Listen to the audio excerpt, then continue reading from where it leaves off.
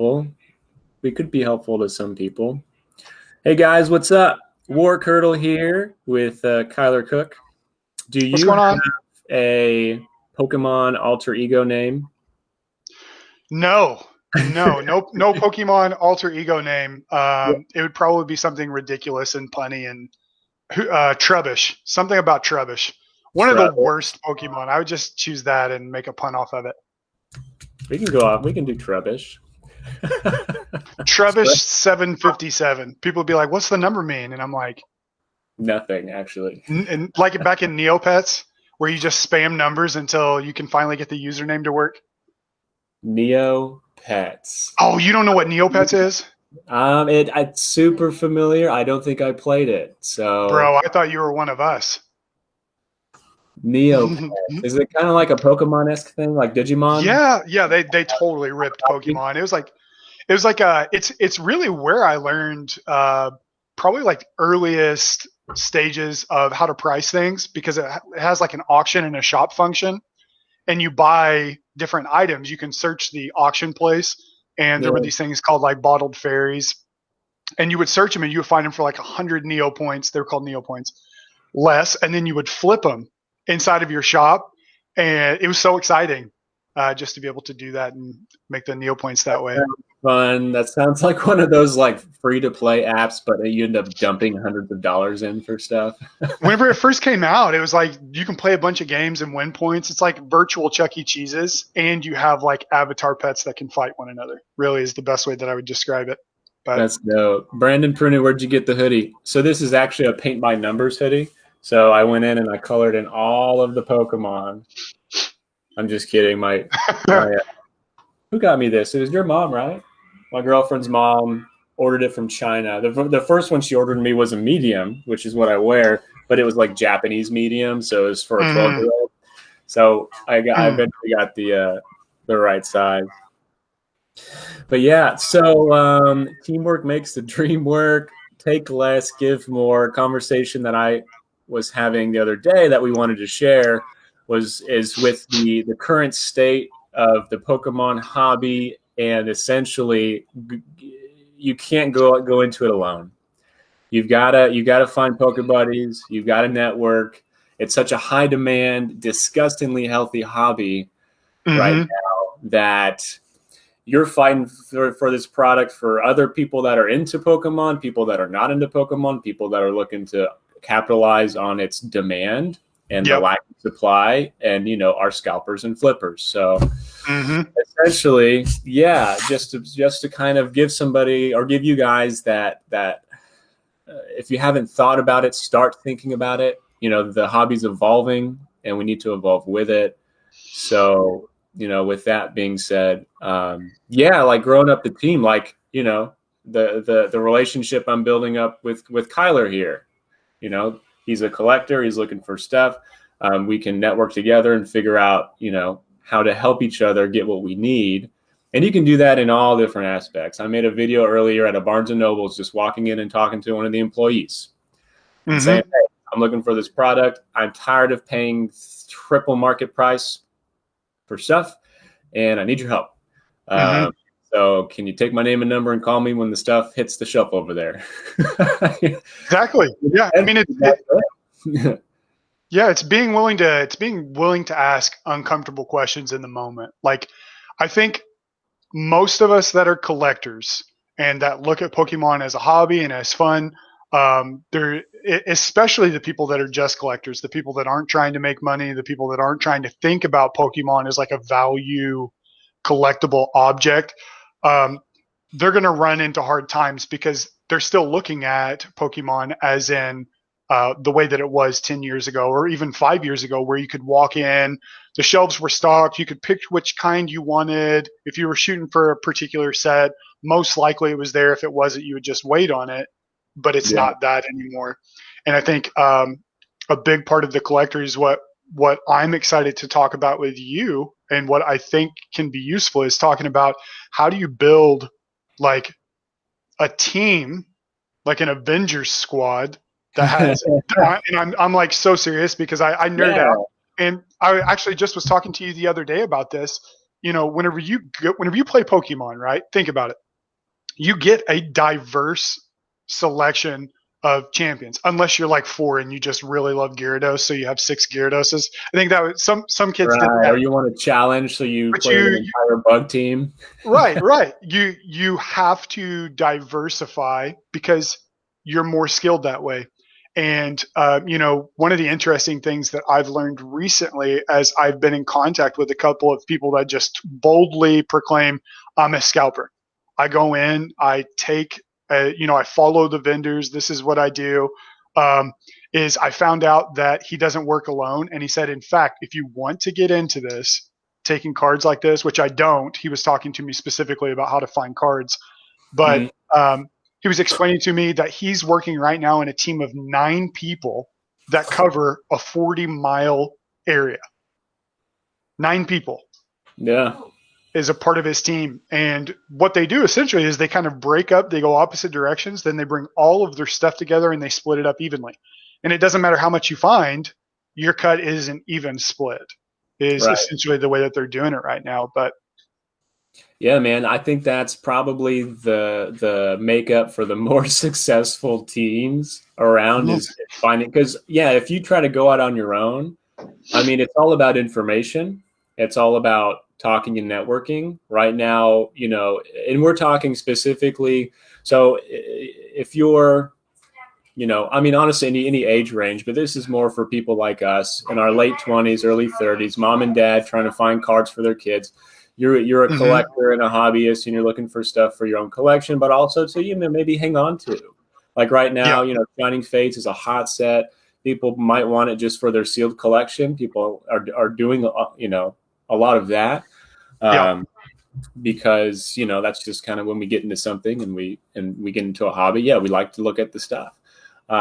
So can I say something on that note? Sure. Just something on that note. Specifically with Shining Fates, because it's going to be impossible to find. Like they're already having issues. It's kind of well known that it's going to be impossible to find. This is an example of something that I've done that's been pretty successful that I just want to share with people. Talk to your family. Like, unless you're hiding the fact that you enjoy Pokemon from your family because you're 30 and your parents are already embarrassed of you. Like talk with your family, because I have family that lives in a really podunk community that just so happens to have a Walmart. And I went back for Christmas, drove through this podunk town with this supersized Walmart. It's like it's the only Walmart in an area of probably, I would say 30 minutes away is the closest other Walmart. And they had, and I kid you not, I can pull up a video and show it. They had 48 boxes of Dubwool, 48 sitting on the shelf. And that's whenever you couldn't find Champions Path. This is midway through December. I sent it to my friend that collects out in Colorado, and he was like, I don't think I've seen a Dubwool box. And so it's kind of this weird thing of like, this is the networking side of it, of like, as you were talking about Shining Fates, it just kind of clicked in my head. Reach out to your cousins that you haven't talked to in 10 years, because it's weird, and say, hey, where are you at? Where are you living? And if that's too weird for you, it's likely you're going to end up in one of those places where you can't find it and you're frustrated. But really, that's where we're getting in collecting. It is considered very valuable. It's money sitting on a shelf because you can flip it immediately for 3 times its cost. But I didn't mean to cut you off midway. You were talking about Shining Fates. So I do that with my siblings. My brother and my sister live in Arkansas, and we text each other and say, hey, like, this stuff is at this Walmart. Do you guys need any of it? There was a while where I was looking to buy like any Vivid Voltage that I could find. I still am. And so, they may not be interested in it or wanting to buy it if they see it, but they let me know. And then I just PayPal them, and then, they ship it over to me. So that's the easy way to network, is with your family. The other side of that is just meeting people. Like if you go to a Pokemon, and even sports are big enough to where if you go to Walmart or if you go to Target and you just hang out at the card section for 5 minutes, you'll see somebody walk up looking at cards. Not always somebody you want to talk to. Well, it may or may not be somebody you want to talk to, but it might be. For sure. And then I've met a lot of people that way. And these might be people that know some information, like, hey, and they may just offer it up. It's happened to me before. Like, hey, man, are you into Pokemon? Like, yeah. What are you looking for? Yeah, man, I'm trying to find that hidden fates, or man, what do you think about shining fates? To strike up a conversation and just say, hey, or maybe offer some information. Maybe a store stocks on a certain day.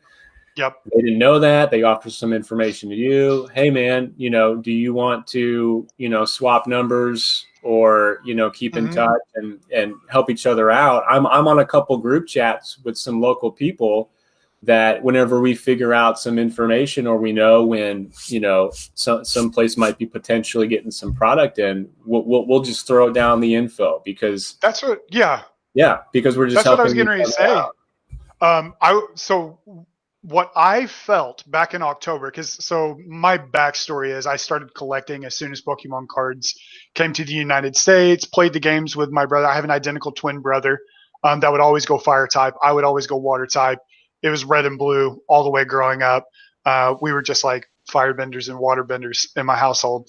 And then we had an older brother that's the one that really got us into it. The first pack of Pokemon cards I ever opened, we pulled a holographic Charizard at the electronics boutique, for people that remember it, at the mall. And we screamed like we were dying, and my mom came running. She's a registered nurse and was like, I think all my children are dying. But so whenever I was, a similar story to a lot of people, I'm sure, whenever I was about 11 or 12, I stopped collecting. My collection disappeared between various different ways, but primarily probably garage sale kind of stuff because I just didn't care. Yeah. And then whenever I came back, it was actually this last October. So I was one of those guys that was getting in that everyone was really frustrated by, because it's kind of like, oh, you saw the Logan Paul thing, you saw Leonhardt on YouTube. It's kind of like, yeah, I'm not going to lie. I was sitting on the toilet watching YouTube videos. Here comes Leonhardt. And I'm like, dude, remember Pokemon cards? I should totally start collecting those again. Yeah, how much joy those brought me. Right. So then I started texting all of my brothers and all of my friends trying to find, you guys have old collections you're trying to get rid of? And in that process, really, really got back in kind of more full swing. And so I'm coming into this with the mindset of like what happened in October. So I'm not necessarily frustrated by the lack of what's sitting on the shelf. This feels kind of commonplace to me, Yeah. And I'm kind of thinking of it as, how do I have to adapt to work right now, where if you got started collecting or you never stopped, it's probably so frustrating. I'm trying to think, I'm trying to put myself in the shoes. The reason I say that is, I'm thinking maybe you could give like some specifics, Curtis, of like those conversations that you've had with people that have really rewarded you, what it looked like to start that network. Because, I'm thinking back to October. I'm like, okay, wait, you just walk in and you strike up a conversation with the manager. That's what my friend out in Colorado told me. It's just like, talk with the manager. I'm like, that seems so weird. Like, anytime that I talk to a store manager, they don't want to talk to me, Yeah. I mean, you put yourself in their shoes. Like, you can go into it with that kind of mindset. Oh, they probably, get harassed every day. There's no reason they give me for any information or help me out or text me or anything. But you just never know until you try. You would be surprised. So now Walmarts and Targets can be kind of intimidating, especially now because Targets have been kind of overhauling their policy on the trading cards because they lean more towards the COVID side. They don't want big groups of people hanging out. And, those groups can get pretty large. And so a lot of them, the Targets are transitioning into this digital line system now. At 8 a.m., you can go in and get on a wait list. At 11 a.m., you'll start getting text in the line to go in and get your card. So, you can still network at Target and find out, what you can. Walmarts and Targets are third-party vendors. So unless you're talking to the vendor itself, some information you can find out rather easy at a Walmart is just go walk up to, whoever looks friendly up at the front of the store, a Walmart employee, and say, hey, I'm every time I come in, the trading cards are empty. Do you happen to know what day the vendor comes in stocks? They see them. They see the group of people waiting. Sure. They remember. So can I ask you a question? Sure. Real quick to kind of caveat that and to kind of hear your response, your answer to this. Say I'm an introvert and I don't want to talk to people at the store. Like, I hate talking to people I don't know, small conversation. I'm getting anxiety. What would you say to me if I'm a really serious collector that wants to own some of this product, but like all of the advice is approach random strangers and talk to them? What would your advice be to me So as that kind of person? So you can network in other ways. So that's a more direct route, is going in and talking face to face with the people at the stores you want to get your products from. Mm-hmm. And other ways to network is, there's Facebook groups galore Mm-hmm. for Pokemon. I guarantee there is one for your area. Mm-hmm. Like for me, and I didn't even know there was one until just the other day. But there's a Pensacola Pokemon card group down here in Florida. Mm-hmm. I'm not a member of it. I heard that it exists. So you can find these groups and you can network that way. So it's not face to face. If you're an introvert, I'm sure you don't have a problem, typing up a post that says, "Hey, I'm local. I have trouble finding some product. Does anybody, can anyone help me out and let me know like when this store usually stocks?" Because those groups are made for that reason. Yeah. If they were the group of scalpers, that's very like they don't have a Facebook group. Sure. They don't want anybody else to know anything. They don't want. Yeah. Yeah. So here's my take on it. Here's my take on it. That previous conversation that we had, Curtis, you have to evolve as a person.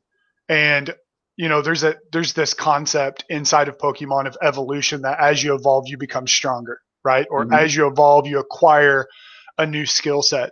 I think the response that you just gave is great. Like, find ways as an introvert to be able to make it work, right? Like, no excuses, just make it work in whatever way is comfortable to you. But I think there's an evolving necessary that's happening in the hobby, because we're dealing with high value things. And with that, you're going to have more and more people involved. If I told you right now that there's some golf club at Walmart that you could go buy and it's selling for 10 times its value right now on eBay, everybody would be rushing out to get their hands on that golf club. There'd be people shoulder to shoulder, and it has nothing to do with the golf club, and it has nothing to do with collecting. It's that there is perceived value on the thing. Yeah. And that's what's happening in Pokemon cards right now. It isn't just a collectible. It's not just I see a lot of people that are really angry and up in arms over the McDonald's cards as well. It's a really similar concept here. It's like a lot of people want to say those are just for the kids. And yes, I agree with that. I think absolutely it's a Happy Meal toy, but there is perceived value among adults as well, which is where it starts to get hairy. It's kind of like, yeah, anything that becomes collectible or becomes with sort of a perception of high value, there's going to be sort of this race competition mentality. And I feel for because my wiring is more extroverted and approaching people and networking. And I'm thinking, for people that aren't wired like me, how do you get in there? One of my most successful conversations that I've had that's turned into a long term, I keep on looking for my phone to be able to show everyone. I don't have it with me. It's in my room with my baby sleeping. I talked with a guy that I met. I came in early in the morning, 7 o'clock, before I'm a teacher by day, and came in because I knew that they had stocked the day before. And I came in and I'm looking at the aisle, looking at my phone. It says that there's one of these Blastoise blue ETBs in something called XY Evolutions. I'm kind of just getting started, and I'm like, it has Blastoise. He's my favorite character, but I can't find it anywhere. What's going on? And this guy actually approaches me. He's like, everything okay? And he's working there. He's an employee. And I said, man, I see on here on my phone that you guys have this in stock, but it's not here. I can't find it. He said, yeah, sometimes people steal it and it doesn't show registered out of the store. Sometimes people hide it or they set it down somewhere else. And he said, and it also could be in the back of the store. You want me to go check for you? He's a great employee. Obviously, you don't get that kind of experience at every Walmart. So he goes into the back and he's looking, and he comes back out and he's like, man, I didn't see it back there. And I said, it's impossible for me to find cards right now because I feel like these people are waiting in the parking lot. Hadn't even heard the word scalper. And I'm like, but I know these cards are disappearing as soon as they hit the shelf. And here's where I am. I just got back into collecting. I'm a teacher. I can't be here at the time that these shelves are stocking. And he's like, and he even offered, he said, you want me to keep an eye out for you? And I said, dude, that would be amazing. And I said, here's my cell phone number. I said, if you can get me this product, I'll give you $10 every time you can get me this product. $10. And he's like, oh man, bet. That's awesome. Like, yeah, I work at Walmart. I would love to be able to make some extra money just helping you out. And I told him, I'm keeping this for me. I'm trying to collect, but it's worth that, right? Like perceived value. It's worth twice that. It's worth twice what I would pay here at the store. And so he gives me a call. Let me set my headset down.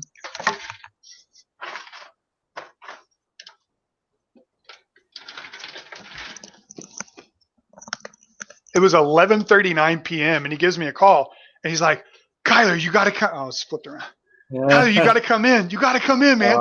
And I'm like, oh, what's going on? It's 11:39 p.m. He sends me a text message and he's like, I think they're in. And he shoots me a picture of them and I'm like, whoa. So I like rushed to the store and he works night shift. So evidently they had just sat on the shelf for like 2 or 3 hours, which I get it.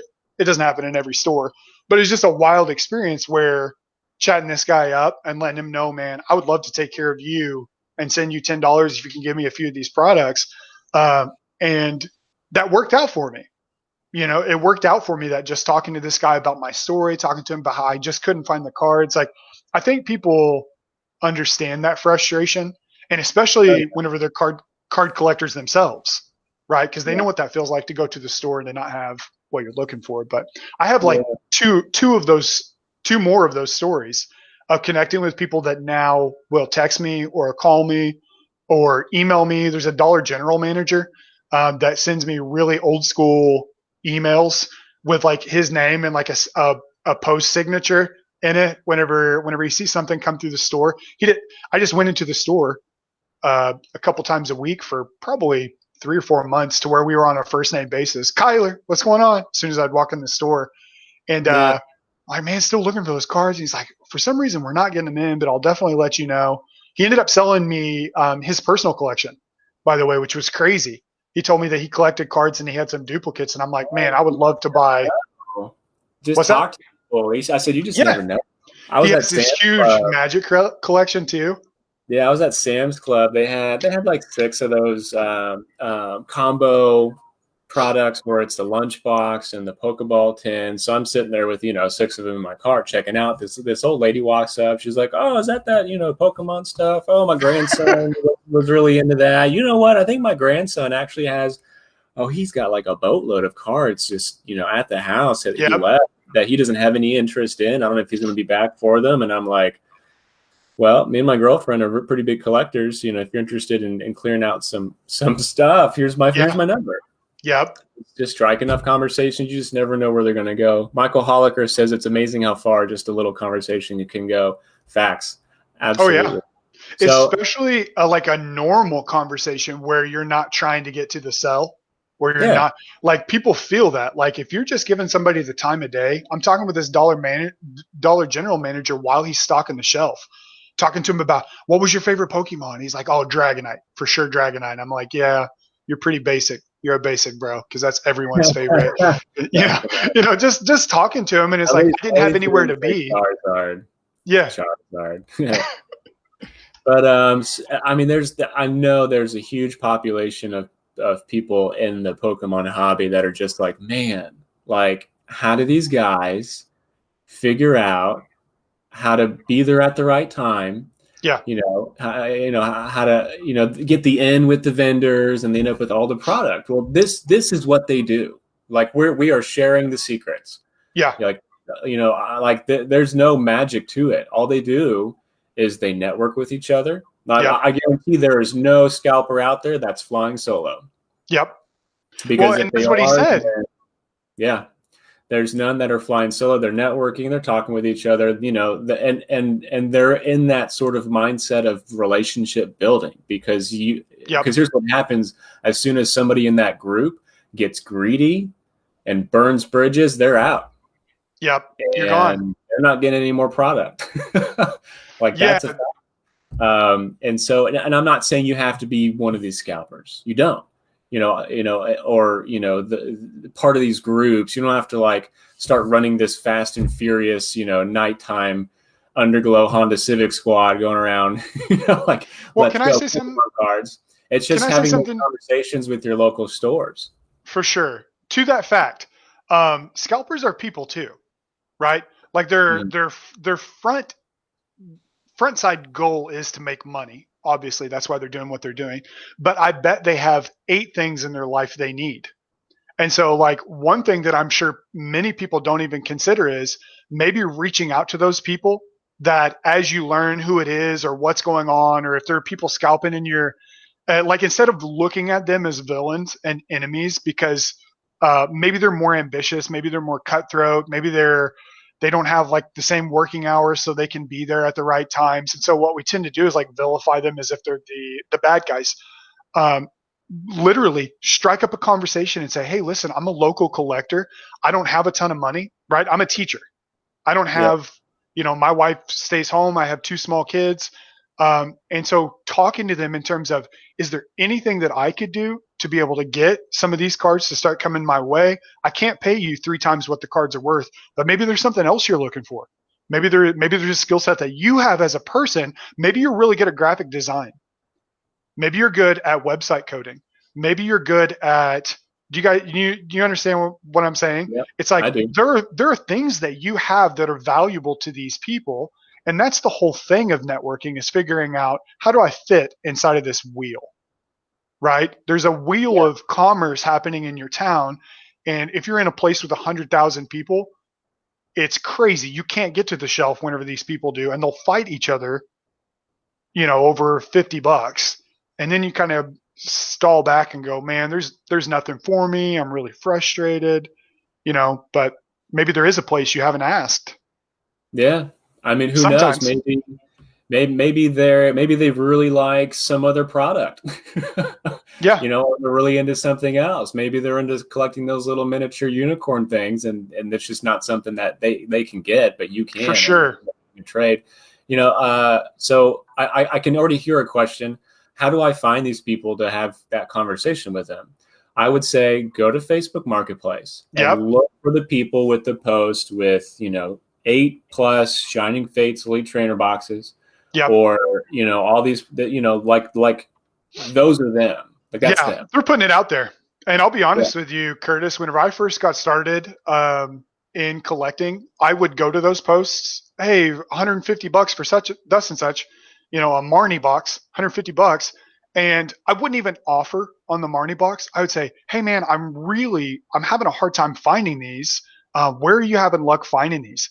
You know, Probably 1 out of 5 wouldn't respond. 4 out of 5 would tell me point blank, oh yeah, I'm going here at this time. They would just tell me. And Yeah. it wasn't a secret. They knew the vendor routes, that they had people that they were doing it with, whatever. And I would strike up a conversation with them, treat them like a human instead of scum, which some of them are scum, but you talk to them like they're a human and you say, you know, oh man, I'm having a really hard time. Here's who I am. Here's what I'm trying to do. But the other thing that I think is really valuable,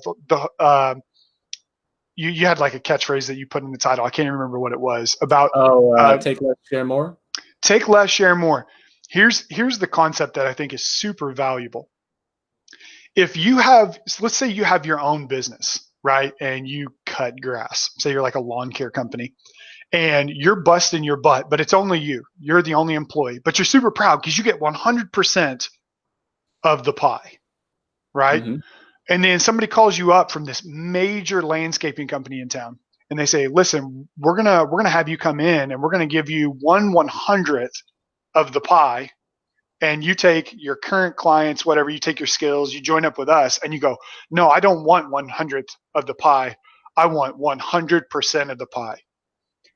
You're making the wrong decision because you didn't ask how much is 1/100th of the pie, right? And so Yeah. what I mean by this is joining in with a team of people. Maybe you start a group in your town of you and 15 other collectors, and you compete against the scalpers. You hit the places that people aren't going to, and you share amongst one another. I saw people doing this with the McDonald's cards, by the way, which was really cool. People Yeah. weren't like grubby handed. with those. They weren't trying to keep all of them. And as a result of that, everyone collected the set. You know what I mean? It Yeah. wasn't this kind of, or it seemed that way. But I don't know. What's your thoughts on that, Curtis? So yeah, definitely. And I know it's hard. It doesn't come naturally. Like you said, like owning 100% of your pie as opposed to having a 1/100th share of a collective pie. Yeah, you just have to put that into kind of a different perspective. It's like you can own your own thing and then it's you and whatever. But what comes with that other thing is the networking, the relationships you're building. Yeah. And 10 sets of eyes. there's going to be times where you're going to, need stuff, be looking for stuff, want stuff. And, if it's just you, it's just you. But if you're working with a network of people and you're working with each other cohesively and honestly, like looking out for each other, that's fulfilling in itself. For sure. Like if you can help some other people get some stuff and it's reciprocated, and yeah, you may not make out with as much stuff, but man, now you also have Pokemon buddies. Yeah. You got people to share into the hobby with. When it comes to times like now, where Shining Fates is, man, if you're going in it alone, trying to find Shining Fates at Walmart, Target, or anywhere else, good luck. Yeah. You're gonna Now, have a hard time. if you have a network now, man, then you can go into it with, like say, for example, oh, I think the Targets in my area restock tomorrow. Well, I have 3 or 4 guys that I'm buddies with that also are aware of that. And man, we can't be everywhere at once, but if we can hit all those stores at the same time, you know, and then communicate like, oh, he didn't show up at these 3, he's at this one at open. Yep. And gives time for everyone else to get there. You guys split everything. You have your normal scalping troop there as well. Yep.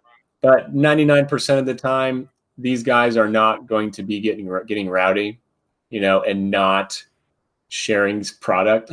Sure. Usually what ends up happening is, depending on how many people are there, I can't speak for everywhere. I'm sure some places are pretty cutthroat, but typically everyone's going to be getting a share. Yeah. But yeah, so you got to evolve and you got to even the playing field. Like, and this is how you do it. Mm-hmm. And it sucks. It's not easy. I know. I wish I could just walk into a Target, whenever I feel like it, and there be product there. But it's just not the world we live in right now. It's not the hobby. Yeah. It's not the nature of it right now because it is so popular. We can't avoid it. So let's say scalpers didn't exist and vendor routes were public information. You know what would happen? Well, the entire city knows that said store is stocking at this time. Right. Well, now we have a situation where there's 50 people there waiting outside at open. And do you think they're going to allow 50 people to barrage the card count all at once and 10 people get stuff? It's going to be a nightmare. Like honestly, Absolutely. right now, like it's good right now. Like as far as healthy and as the hobby is, and with the demand and the supply, like it's okay right now. There's ways to figure out getting product. It could be so much worse. For sure. You have to be creative, and you have to find ways. I understand it. My mentality, like I grew up very poor. And so I know what it means to be able to find easy money. Like if you can find easy money, you're going to do whatever it takes to be able, like for some of these cards that are hitting the shelf, like especially Shining Fates, and I don't mean to amp this up and then it causes even more of a problem for people. But here's the reality. It's like one time a week, Target is putting $50 to $100 bills out on the shelf. All you got to do is be there first. And you can pick up a $100 bill off the shelf. Yep. That has to be your perspective to understand what you're dealing with here in terms of competition. Like for some people, they can't believe it's just Pokemon cards. It's just, it's just a hobby.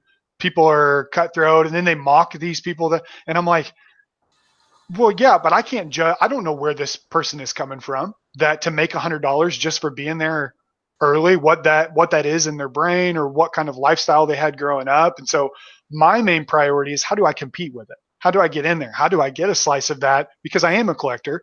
I'm not trying to flip things for money, but if that can happen, that's great to be able to sell for some kind of profit.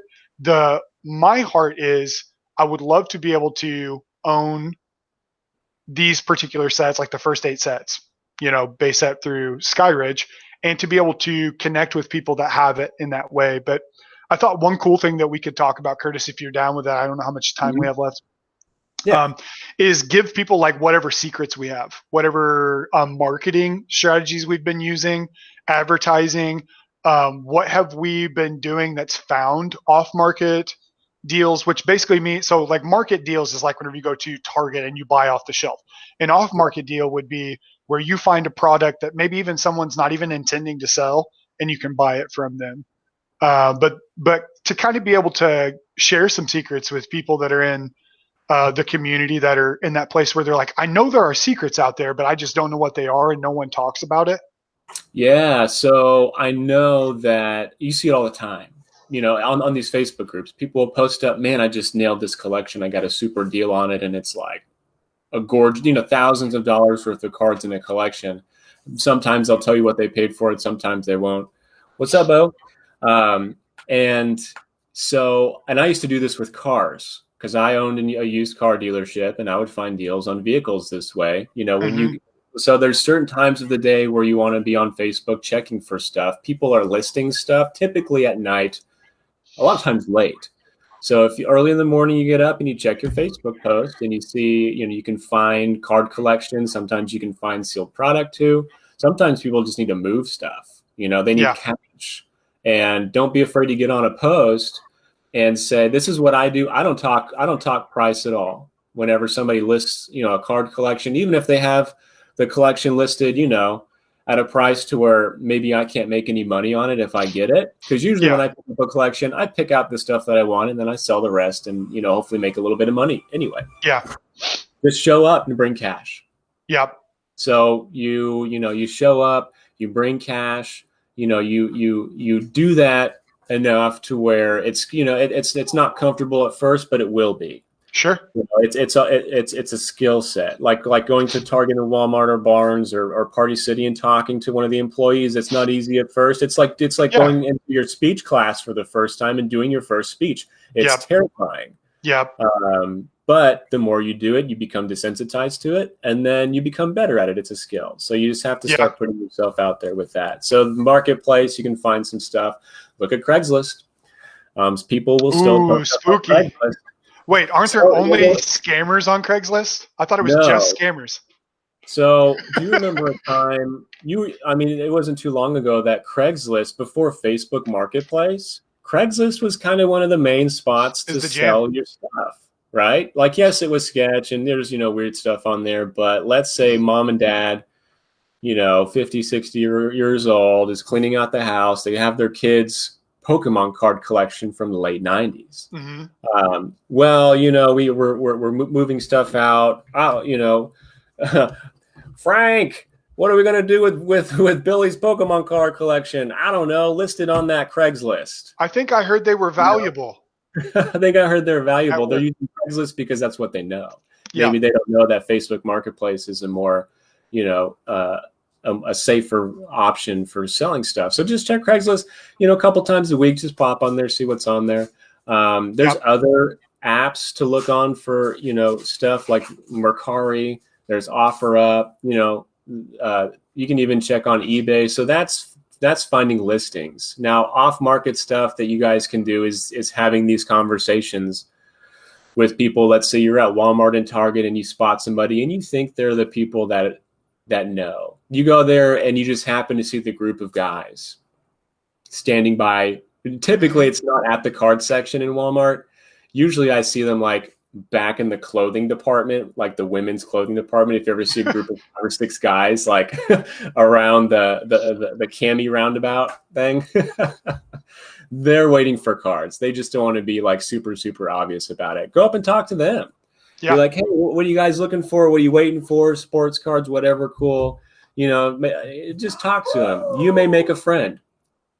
There. And then what happens is these guys are usually there because it's not Pokemon, it's not sports, it's a thing they can sell and make money. And they're looking to do it quick. These guys they don't want to sit on this stuff, and so if they can't sell it, I've networked and I've had people and I've had them reach out to me and just send me a text and say, hey, what do you think about buying, so many amount of Hidden Fates tins Yep.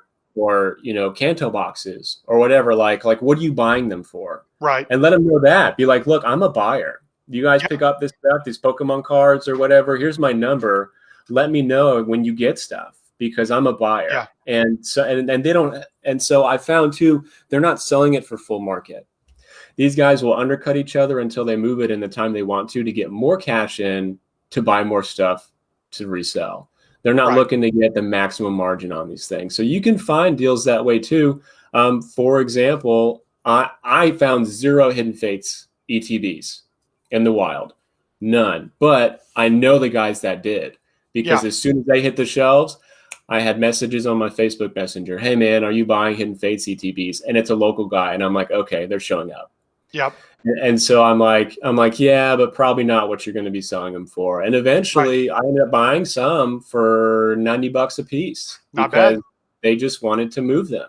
Yep. So that's a way that you It's can an do a easy little buy. bit. Oh yeah. Well, I mean, Yep. even still, it's like these guys may not have the network that I have to be able to move Pokemon to get a little bit more margin Yeah. on it, right? And it's So all quick cash. It's all the faster you can flip it, the faster it becomes an active dollar. And so they're looking at it even from like a storefront kind of perspective of like the longer I sit on this box, it doesn't necessarily mean the more money I'm going to make always. If you yeah, can make $100 or $50 quickly, it's better than $500 over 6 months. But yeah. I see some people saying in the chat, why's it got to be guys, huh? Doing all this scalping. And I would say a quick answer to No, that that's is facts. There's a girl around here.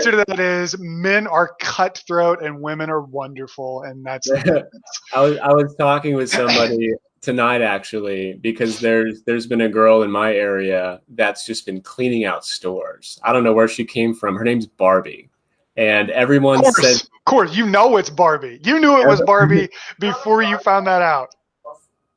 a girl named Barbie did. She came back twice to my balls. Oh yeah. So what they said, yeah, blonde. I think she was blonde. This girl's a blonde girl, and She wears hot pink. They said she was wearing TikTok pants, and I've never heard that term before. But she always wears those TikTok pants, and it's those yoga pants that have like the little like thong strip to where like it has the Bro, outline. that's a walking succubus is what that is. That is a demon from the nether realm. Give me your sports cards. That's funny. Hey, I got some for some people, some secrets that I've Okay. been kind of working on and have been successful for me that I want to share. And again, this, by the way, this might sound like, oh, Kyler or Curtis, like, don't share that. Just keep using that strategy and keep on winning. And the less we tell people, the less competition it is. But in truth, it's not like that, especially if you're a collector. You want the community to be successful. I want everyone to have a full set of Shining Fates whenever they drop. I don't want 2 or 3% of people to end up with all of them. There's enough for it. Right. So here's a couple things that have been working for me. One, major trading card stores have been coming out, like a lot of like collectible stores, antique stores, trading card stores, and they're realizing, oh, you can advertise on Facebook or on YouTube or on Instagram and get a lot of eyeballs. And so what they'll do is they'll drop in there, say, buying cards, anyone's cards collection. Same thing that you're saying, but it's a storefront. So people trust the storefronts more, just by virtue of, oh, it's an actual store. It's not a person. Less likely that I'll get conned, whatever. So these storefronts make they're gonna lowball me. Yeah, right. Yeah, and that's not the case at all. No, Because it's the these opposite. stores, are more likely to lowball you. So anyway, what I've done twice, and it's been very successful, is I'll say a bunch of stuff into my phone about Pokemon cards, collections, sports cards, whatever, so it picks up on the algorithm because your phone's always listening, by the way. Yep. I'll be looking up stuff on Google. I'll look up stuff on Facebook. Guarantee, go to your Facebook feed after that. And the SEO, the search engine optimization, is going to start prioritizing these companies that have put those keywords in to be able to find you because they think you're a buyer. So I'll go through, I'll have 4 or 5 stores in around, I live in Kalamazoo, Michigan, from Michigan that are posting buying cards or, hey, here's the recent sports cards that are dropped.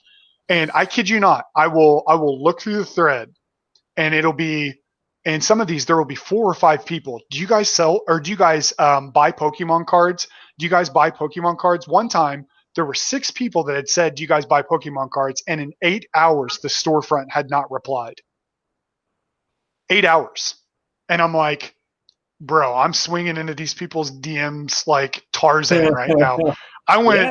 went in. I said, hey, listen, I'm not a storefront. This is who I am. It's likely they're going to offer you 50% or less on the value of your cards anyway. I'd love to take a look. I bought 2 really great collections from people that just didn't get responded to by this big business that wasn't taking their online ad sales. And to me, it's kind of like, man, these businesses are making sometimes thousands of dollars off of these collections.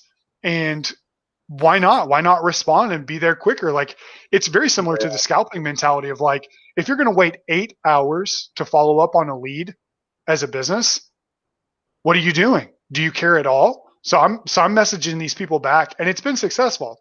So try it out, see if that works for you.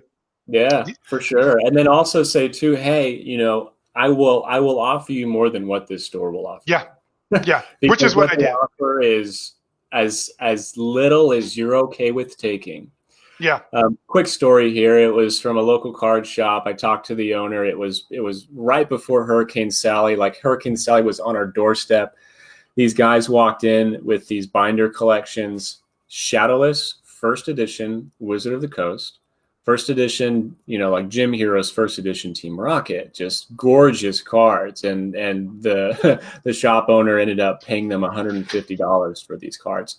Yeah, I went there and I looked at all these cards in my hands. I flipped through them, and I just kept hearing $150. My best judgment from just the knowledge that I have in the space, it was probably about an $8,000 collection raw, ungraded. Easy. Yeah, which means it could be 30,000 graded. Man, stupid. Yeah, wild. At about 47 minutes here, probably coming up to a good stopping point. Kyler, is there anything that you wanted to make sure to include in this I had one more thing that I wanted to share, just because I'm trying to help people, and I'm a teacher by trade. Love collecting, love the hobby. I'm trying to help people that are in my position that might be a little more timid. Here's a really cool way, maybe if you're more introverted or don't want to talk to people. I looked up all of the collectible.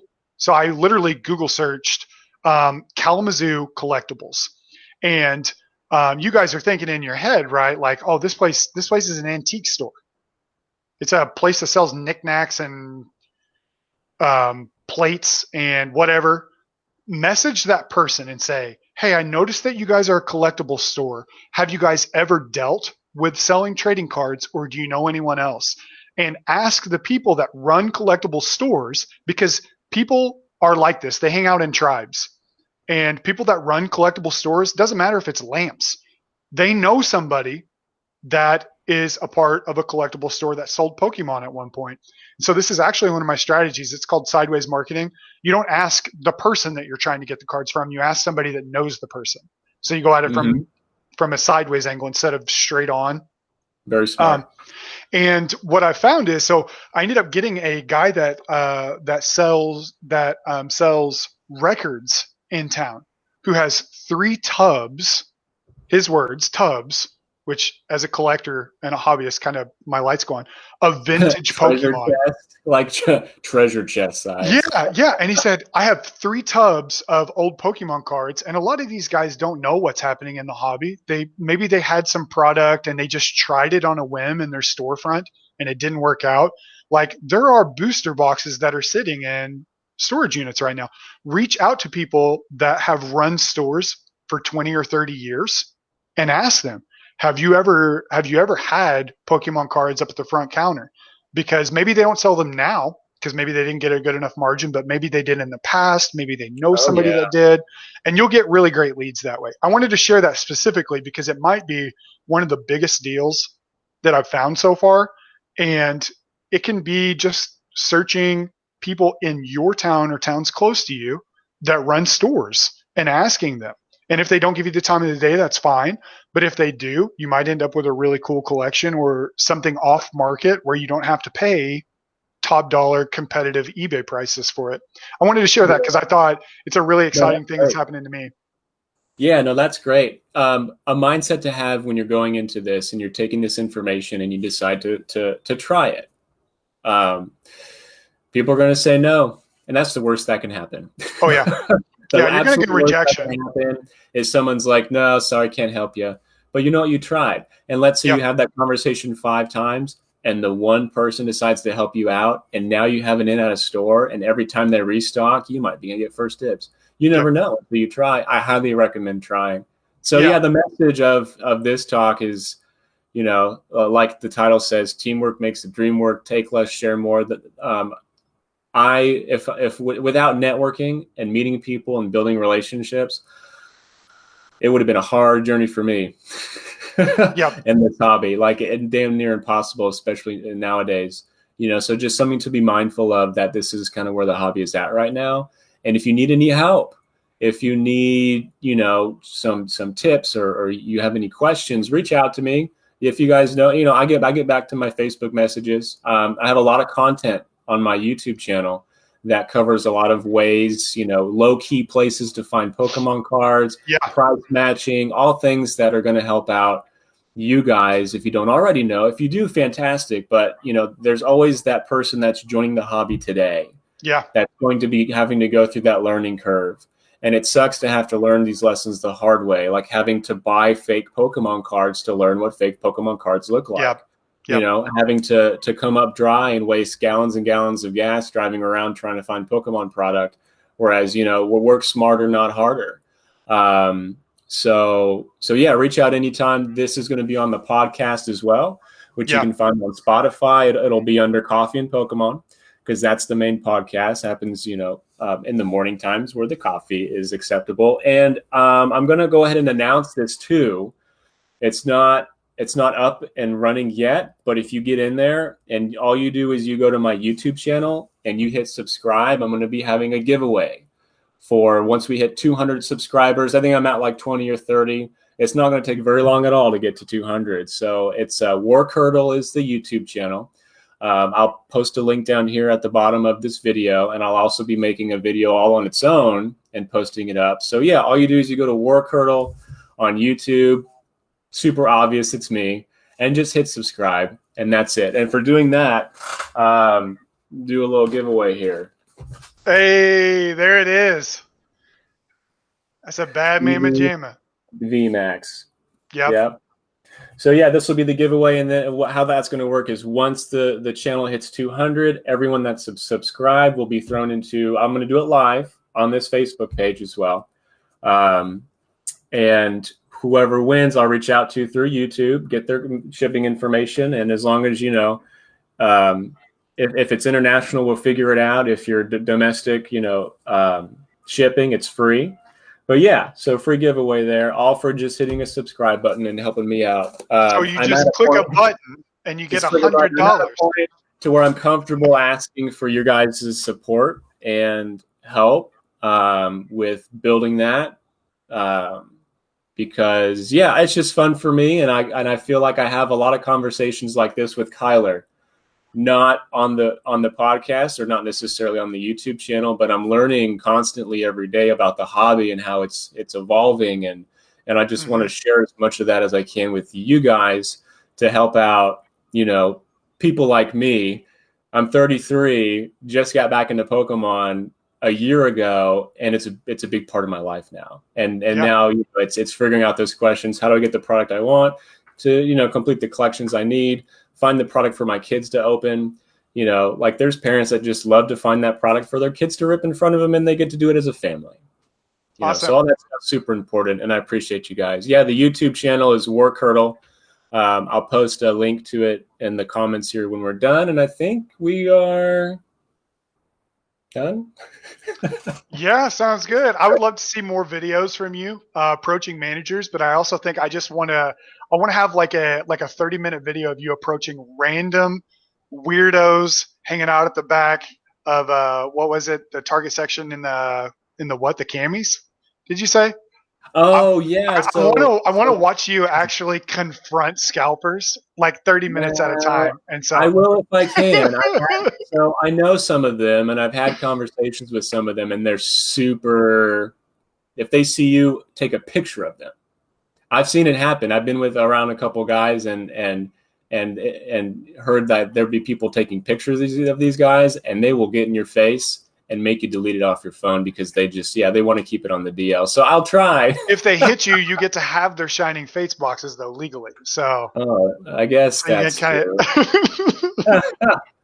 But no, I'm definitely going to be doing more of those videos because that was super fun today. I'm going to be posting up that Barnes & Noble one on the channel. And literally that conversation I had, you can have at Walmart, at Target, at Party City. Party City has Pokemon cards. I found some good hauls from there. Burlington's will carry cards. Sam's Club will carry cards. Costco, BJ's Wholesale. Dollar stores, yeah. Go talking to the manager at Dollar Generals. They get Evolutions packs in there. They get some good stuff. It just doesn't last very long. Yeah. So networking. Anyway, Kyler, appreciate you, my man. Yes, sir. Good talking to you. Have a great night. I'll talk to you soon. Love you. Bye.